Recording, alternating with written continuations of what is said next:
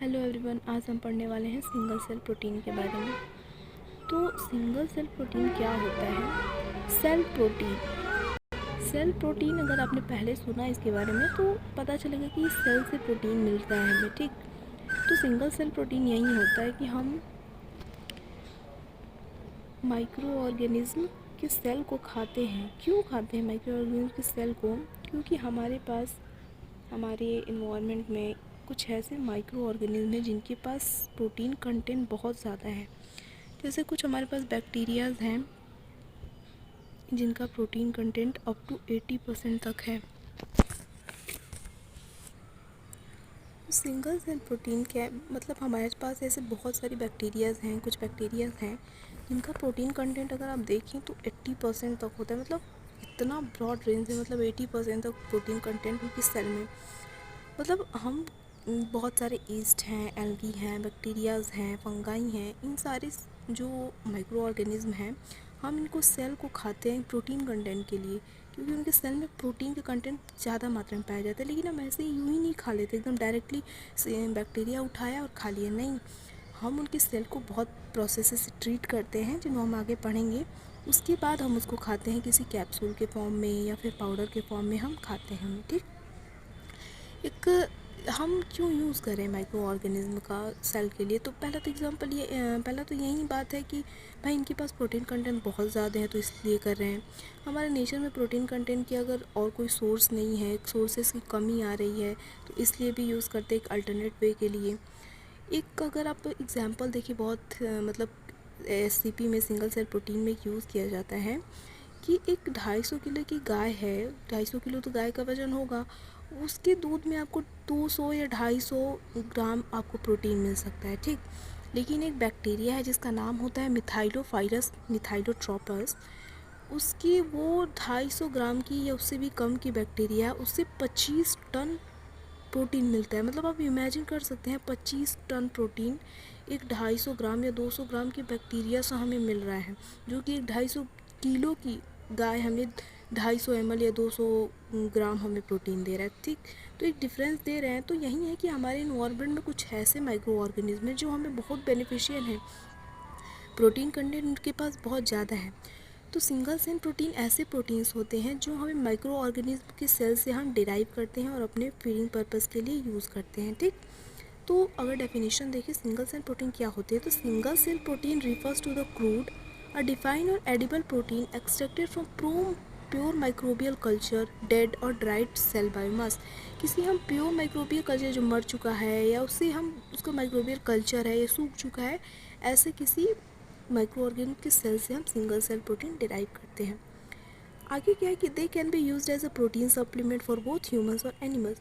और जो हम माइक्रो ऑर्गेनिज्म से प्रोटीन डिराइव कर रहे हैं वो ह्यूमंस और एनिमल्स दोनों के लिए खाने के लिए उपयोग में लिया जा सकता है, ठीक। नेक्स्ट क्या है कि microorganism like algae, fungi, yeast and bacteria है very high protein content in their biomass. यही कह रहा है कि कुछ माइक्रो ऑर्गेनिज्म में जैसे एल्गी, फंगाई, ईस्ट और बैक्टीरिया, इनके पास प्रोटीन कंटेंट बहुत ज़्यादा होता है। आगे क्या है कि these microbes can be grown using inexpensive substrates like agricultural waste which are wood shavings, sawdust, corn cobs etc. and even minimal waste and human waste even। ये कह रहा है कि जो माइक्रोब्स हैं, जो हमारे बैक्टीरिया, ईस्ट, ये सब कहीं भी बिना किसी एक्सपेंस के, किसी खर्चे के उग सकते हैं, ग्रो कराया जा सकता है। जैसे हम जानते हैं फंगस वगैरह कैसे ब्रेड वगैरह पे लग जाते हैं ना, ईस्ट वगैरह ये सब। तो यही बोल रहा है कि हम कहाँ कहाँ ये सब आ सकते हैं। वुड शेविंग्स होती है, जो कटे होते हैं पेड़ वगैरह, उन पे डस्ट वगैरह पे, कॉर्न जो हम भट्टा वट्टा खाते हैं ना, मेज़ वगैरह, उनका जो कॉब होता है उस पर लग सकते हैं। एनिमल वेस्ट पे भी ये सब ग्रो कर सकते हैं, ठीक। उसके क्या है कि the microorganism utilize the carbon and nitrogen present in these materials and convert them into high quality protein. ये बता रहा है कि जो हमारे पास माइक्रो ऑर्गेनिज्म है वो सब प्रोटीन इतना हाई कंटेंट कैसे बनाते हैं। तो प्रोटीन, कार्बन और नाइट्रोजन उनके पास रहता है, ऑलमोस्ट सभी ऑर्गेनिज्म कार्बन प्रेजेंट ही होता है, हमारे एनवायरनमेंट में कार्बन और नाइट्रोजन है। तो माइक्रो ऑर्गेनिज्म ये सब चीज़ें यूज़ करके उन्हें हाई क्वालिटी प्रोटीन में चेंज कर देते हैं, जिन्हें हम बाद में ह्यूमंस और एनिमल दोनों के लिए खाने के लिए यूज़ कर सकते हैं, ठीक। तो ये तो हमारा सिंगल सेल प्रोटीन के बारे में हुआ। अब क्या है थोड़ा कि सिंगल सेल प्रोटीन इसको हम शॉर्ट फॉर्म में SCP भी कहते हैं, offers an unconventional but plausible solution to this problem of protein deficiency being faced by entire humanity. ये बता रहा है कि सिंगल सेल प्रोटीन जो है हमें एक बहुत अच्छा, जो कि अनकन्वेंशनल मतलब होता है अपारंपरिक, जो एक जैसे है, या अब हम सेल से प्रोटीन निकाल रहे हैं तो ये कोई हमेशा से चला आने वाला कोई मेथड तो है नहीं। और प्लॉजिबल मतलब होता है प्रशंसनीय, मतलब अच्छा काम है। तो ये एक हमारा जो प्रोटीन डेफिशिएंसी दुनिया के सामने फेस की जा रही है बहुत सारी वजहों से, तो उनको कम करने के लिए, उसको ख़त्म करने के लिए एक बहुत अच्छा मेथड है सिंगल सेल प्रोटीन, एक बहुत अच्छा अल्टरनेटिव है और इससे फ़ायदा भी होता है। ठीक, अब हम देख रहे हैं कि सोर्सेस ऑफ SCP का क्या क्या है। अभी हम देखिए कि माइक्रो ऑर्गेनिज्म से हम प्रोटीन, सिंगल सेल प्रोटीन बनाते हैं, जैसे बैक्टीरिया, फंगाई। तो हम कुछ जो इनका स्पीसीज़ है उनके बारे में जान लेते हैं कि क्या कौन कौन सी स्पीशीज़ हैं वो सॉरी स्पीशीज़ है, हम किस किस स्पीसीज़ से हम सिंगल सेल प्रोटीन बनाते हैं। तो फंगाई की कुछ स्पीसीज़ हैं, जैसे Aspergillus fumigatus, Aspergillus niger, Rhizopus साइलोपिन। ये सब फंगाई की स्पीसीज़ है, इनसे हम सिंगल प्रोटीन बनाते हैं। यही बस कुछ है, बहुत सारी स्पीशीज़ जिसे बनाते हैं, बट हम अपने एग्जाम्पल के लिए ये सब देख लेते हैं। ईस्ट में जैसे कैंडिडा यूटिलिस हो गया, कैंडिडा ट्रॉपिकलिस हो गया, सैकेरोमाइसिस सेरेवेसाई, ये सारी ईस्ट की स्पीसीज़ है जिसे हम SCP बनाते हैं। एल्गी है, स्पिरुलन ने, क्लोरेला, कॉन्ट्रस, ये सब है। बैक्टीरिया में स्यूडोमोनास, लैक्टोबैसिलस, बैसिलस मेगाटेरियम, ये सब हमारे सोर्सेज हैं SCP के। इन स्पीशीज़ मतलब माइक्रो ऑर्गेनिज्म की स्पीशीज़ से हम सिंगल सेल प्रोटीन बनाते हैं। ठीक, अब हम देखते हैं कि production of single cell protein कैसे होता है। हम सिंगल सेल प्रोटीन बनाते कैसे हैं। भाई हम सेल को तो डायरेक्ट फॉर्म में खा नहीं सकते ना, बैक्टीरिया को खा लेंगे तो कैसे, हम ऐसे नहीं होगा ना। तो बहुत ही कुछ मेथड्स हैं, स्टेप्स हैं, उनको फॉलो करने के बाद हमें सिंगल सेल प्रोटीन को कैप्सूल या पाउडर के फॉर्म में मिलता है। ठीक, तो production of single cell protein में क्या है कि the production is carried out in the following steps. जो सिंगल सेल प्रोटीन्स है ये किन किन स्टेप्स में बनता है। पहला है सिलेक्शन ऑफ सूटेबल प्रोटीन, दूसरा है फर्मेंटेशन, तीसरा harvesting, post harvest treatment and SCP processing for food. तो पहला हमारा मेथड क्या है कि सिलेक्शन ऑफ स्ट्रेन में क्या होता है कि हम वो, अच्छा देखिए, हम जानते हैं कि सब माइक्रो ऑर्गेनिज्म है, तो ऐसा ज़रूरी नहीं है कि हर माइक्रो ऑर्गेनिज्म हमारे लिए फ़ायदा ही करे। बहुत सारे माइक्रो ऑर्गेनिज्म जो हमें हार्मफुल पहुंच जाते हैं। तो हम पहले स्टेप में क्या करते हैं कि हम ऐसा माइक्रो ऑर्गेनिज्म, ऐसा स्ट्रेन चूज़ करते हैं जो हम किसी तरह का टॉक्सिक नहीं हो, हमें कोई हार्म ना पहुँचाए, वो सही हो। ठीक, तो पहला सिलेक्शन इसीलिए पहला मेथड हम परफॉर्म करते हैं सिलेक्शन ऑफ स्ट्रेन। इसमें क्या करते हैं कि it is very crucial step, ये बहुत ही ज़रूरी स्टेप है। As the quality of protein depends totally on the microbe that is use for the production. ये बोल रहा है कि क्वालिटी ऑफ प्रोटीन जो बनेगा वो टोटली स्ट्रेन पे डिपेंड करेगा कि हम कौन सा स्ट्रेन यूज़ कर रहे हैं प्रोटीन बनाने के लिए। ठीक, दस careful selection should be done, इसीलिए जो बिल्कुल अच्छे से निगरानी में किया हुआ सिलेक्शन ही सही रहेगा। Care should be taken that the selected strain should not produce any toxic undesirable effect on consumption. ये बोल रहा है कि हमें ध्यान ऐसा स्ट्रेन चूज़ करना होगा जो किसी उसका कोई टॉक्सिक इफेक्ट ना हो, कोई वो हमें हार्म ना पहुँचाए। ठीक, तो ये पहला स्टेप हो गया। दूसरा स्टेप होता है फर्मेंटेशन। फर्मेंटेशन में क्या करते हैं हम कि हम जैसे दही जमाते हैं ना, तो दही जमाने में हम दूध जब एक नॉर्मल टेम्परेचर पे आ जाता है, सूटेबल टेम्परेचर पे, तो हम उसमें पहले से ही थोड़ा सा दही डाल देते हैं ताकि वो जम जाए। फर्मेंटेशन में भी हम क्या करते हैं कि हम सिंगल सेल प्रोटीन बना रहे हैं ना, तो कल्चर अगर करेंगे कोई भी माइक्रो ऑर्गेनिज्म का, तो हम उसमें थोड़ा कुछ इनोकुलेशन कर देते हैं, थोड़ा सा माइक्रो ऑर्गेनिज्म डाल देते हैं। ठीक, तो ये, और इसमें किया कैसे जाता है, ये फर्मेंटर में किया जाता है। भाई ब्रॉड लेवल पे होता है तो बड़ी बड़ी मशीन्स यूज़ की जाती हैं। तो फर्मेंटेशन में क्या करते हैं, it can be carried out in fermenter which is equipped with aerator, thermostat, pH and a trenches और पॉन्ड। ये एक फर्मेंटर में किया जाता है जिसमें क्या क्या होता है, एरेटर होता है, थर्मोस्टेट होता है, pH लेवल मेंटेन किया जाता है और इसे ट्रेंचेस या पॉन्ड्स में किया जाता है। ठीक,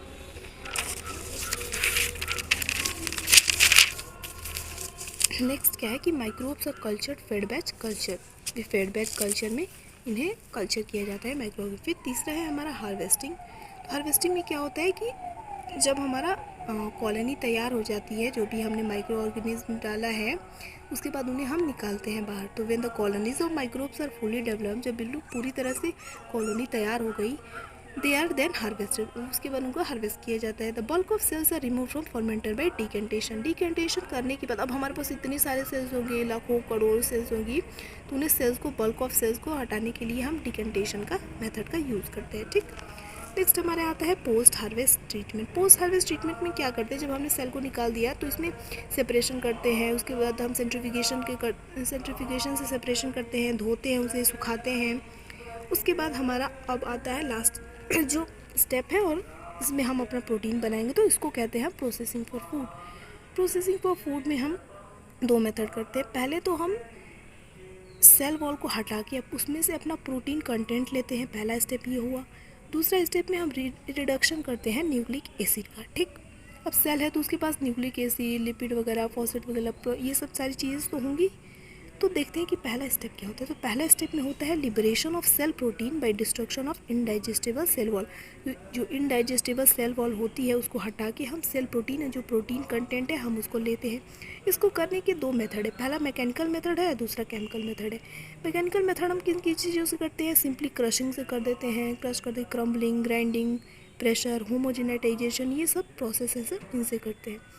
होमोजेनिटेशन में क्या होता है कि इसमें एक ऐसा प्रोसेस जिसमें दो जो इनसॉल्युबल लिक्विड्स होती हैं उन्हें ऐसा कर दिया जाता है कि वो यूनिफॉर्म बन जाए। ठीक, तो प्रोसेसिंग ऑफ फूड में हम क्या करते हैं, जो हमने सेल को कल्चर किया है, जो भी माइक्रो ऑर्गेनिज्म को कल्चर किया है, तो पहले मेथड में हम उस प्रोटीन कंटेंट को बाहर निकालते हैं सेल वॉल को तोड़ के। ठीक, इसको किया जाता है दो मेथड से, मैकेनिकल मेथड और केमिकल मेथड। केमिकल मेथड में हम एंजाइम और सॉल्ट को यूज़ करते हैं। जैसे कैसे एंजाइम को यूज़ करते हैं और किस लिए करते हैं हम ये सब, सेल वॉल को तोड़ने के लिए, क्योंकि वो इनडाइजेस्टेबल होती है। ठीक, तो हम इसमें यूज़ करते हैं NaCl का, SDS का, सोडियम डोडिसाइल सल्फेट का, न्यूक्लियस एंजाइम का, इन सारी चीज़ों से हम सेल वॉल तोड़ते हैं। ठीक,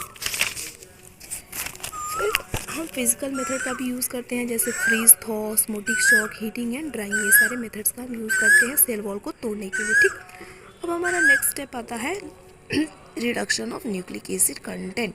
ठीक, इसमें हम क्या करते हैं कि केमिकल और एंजाइमेटिक ट्रीटमेंट दोनों का यूज़ किया जाता है। ठीक, केमिकल्स क्या होते हैं कि मतलब क्या है, इसमें देख लेते हैं कि chemicals and enzymatic treatments are preferred. Chemical और एंजाइमेटिक ट्रीटमेंट किया जाता है। Chemicals which are use include, कौन कौन से केमिकल्स का यूज़ किया जाता है रिडक्शन करने के लिए न्यूक्लिक एसिड कंटेंट का। ठीक, हम यूज़ करते हैं एसिडिफाइड अल्कोहल, सॉल्ट, एसिड और अल्कलाइन का यूज़ करते हैं। फिर क्यों करते हैं कि use of such chemical leads to formation of lysinoalanine which causes hypersensitivity skin reaction. अब एक देखिए बहुत इंपॉर्टेंट है, उसका डिसएडवांटेज भी है सिंगल सेल प्रोटीन का, कि हम ये जो सारे केमिकल्स यूज़ कर रहे हैं न्यूक्लिक एसिड कंटेंट का रिडक्शन करने के लिए, तो हम केमिकल्स यूज़ कर, एसिडिफाइड अल्कोहल यूज़ कर रहे हैं, एसिड वगैरह यूज़ कर रहे हैं, तो इससे क्या होता है कि एक केमिकल बन जाता है उस सब्सटेंस के अंदर कि लाइगिनोएलेनिन, जिससे हाइपर सेंसिटिव स्किन रिएक्शंस होती हैं। ठीक, ये इसका एडवांटेज है, लेकिन हमें न्यूक्लिक एसिड को हटाना है तो हमें ये स्टेप करना पड़ेगा। एंजाइम्स कैसे कैसे यूज़ होते हैं, कौन कौन से, तो enzymes which are used include ribonuclease and nucleases का यूज़ किया जाता है। और these enzymes can be used exogenously और कैन बी इंड्यूस्ड एंडोजेनियसली, या तो हम बाहर कर सकते हैं सेल के बाहर या अंदर कर सकते हैं, एंडोजीनियसली या एक्सोजीनियसली। ठीक, ये तो हुआ हमारा स्टेप की प्रोडक्शन कैसे किया जाता है। ठीक, अब हमारे आते हैं एडवांटेजेस क्या है SCP के। SCP का फ़ायदा क्या क्या है हमें, तो क्या होता है SCP सिंगल सेल प्रोटीन का फ़ायदा होता है रैपिड सक्सेशन ऑफ जनरेशन। बहुत सारे हम जानते हैं बैक्टीरिया का यूज़ कर रहे हैं, तो कितनी छोटे से प्लेटिंग में हज़ारों लाखों बैक्टीरियाज होंगे, तो कई सारी बैक्टीरिया हमें मिल जाएगा। ईजिली मॉडिफाइबल जेनेटिकली, हम इजीली मॉडिफाई कर सकते हैं उन्हें। High protein content up to 43 to 85 in dry mass में जो सूख गया होता है उसमें 43 से 85% तक का प्रोटीन कंटेंट होता है। ठीक, नेक्स्ट है कि broad spectrum of original raw material use for production which are also include waste product. ये है कि जो हम एक बड़े लेवल पे जब प्रोटीन इसका प्रोडक्शन करते हैं SCP का, तो हम उसमें कई सारे वेस्ट प्रोडक्ट का भी यूज़ करते हैं, जो हमारे लिए वेस्ट प्रोडक्ट लग सकते हैं लेकिन हमें SCP बनाने में वो यूज़फुल है। ठीक, तो हमारा वो वेस्ट प्रोडक्ट भी इसमें यूज़ हो जा रहा है। ठीक, प्रोडक्शन इन कॉन्टीन्यूस कल्चर में SCP को बनाया जाता है। फिर consistent quality not dependent on climate, climate indeterminable amount. ये बोल रहा है कि बहुत कोई हमें क्लाइमेट का कुछ ज़्यादा चक्कर नहीं होता है कि इन क्लाइमेट में ग्रो करेगा, इन क्लाइमेट में नहीं ग्रो करेगा, इसमें नहीं बन सकता, इस क्लाइमेट में, ऐसा कोई क्लाइमेट का चक्कर नहीं है। तो ये भी एक इसका प्लस पॉइंट हुआ। नेक्स्ट है कि लो लैंड रिक्वायरमेंट इकोनॉमिकली बेनिफिशियल। हमें कुछ बहुत बड़ा एरिया की कोई ज़रूरत नहीं है, हम पॉन्ड्स और ट्रेंचेस वगैरह में भी एससीपी का प्रोडक्शन करते हैं और ये इकोनॉमिकली बेनिफिशियल है। बिल्कुल बेनिफिशियल तो है, इसको मार्केट में बहुत हाई अमाउंट में भी मिलते हैं SCPs. And utilization of solar energy का हम यूज़ करते हैं एससीपी बनाने में। ये हमारे एडवांटेजेस हुए। अब हम देखते हैं कि डिसएडवांटेजेस क्या हैं हमारे सिंगल सेल प्रोटीन के। तो सिंगल सेल प्रोटीन का सबसे बड़ा डिसएडवांटेज तो ये है कि हम जानते हैं सेल के अंदर न्यूक्लिक एसिड तो होगा ही। न्यूक्लिक एसिड हम रिडक्शन करके न्यूक्लिक एसिड को हटाते हैं, हम प्रोटीन कंटेंट ही लेते हैं, लेकिन तभी भी न्यूक्लिक एसिड रह जाता है। और क्या होता है कि हाई अगर अमाउंट में न्यूक्लिक एसिड हमारे पास पहुंच जाए तो वो यूरिक एसिड बना देता है बॉडी में, ठीक। और भी बहुत सारी प्रॉब्लम्स कॉज कर देता है, जैसे किडनी स्टोन वगैरह, गाउट वगैरह, या अगर बहुत ज़्यादा अमाउंट में एससीपी को कंज्यूम किया जाए तो क्या है कि high content of nucleic acid leading to elevated levels of uric acid. बहुत हाई लेवल तक यूरिक एसिड का फॉर्मेशन हो जाता है बॉडी में। फिर development of kidney stone and gout if consume in high quality. बहुत ज़्यादा क्वांटिटी में हम यूज़ करें तो किडनी स्टोन और गाउट वगैरह भी बन सकते हैं। पुअर डाइजेस्टिबिलिटी बहुत पुअर होती है।